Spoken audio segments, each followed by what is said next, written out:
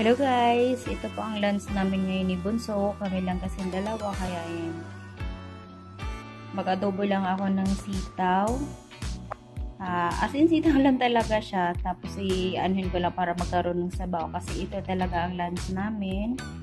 Burger stick. Medyo matigas-tigas pa kaya kailangan ko siyang ibabad. Ayan. Babad muna natin to guys. Tapos adobo na natin itong sitaw para lang magkaroon kami ng sabaw. Kami lang naman dalawa kaya hanggang hapunan na nga namin to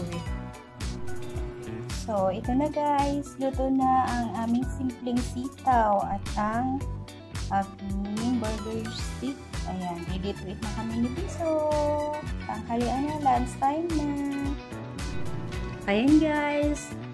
Ready to eat na kami ni Bunso. Ayan, nagsandok na ako ng kanin. Wala nang ulitan yan. Madami lang kagad sinandok. Ayan, at water para ready na ang aming lunch. Ayan, simpleng tanghalian para sa aming dalawang mag-ina.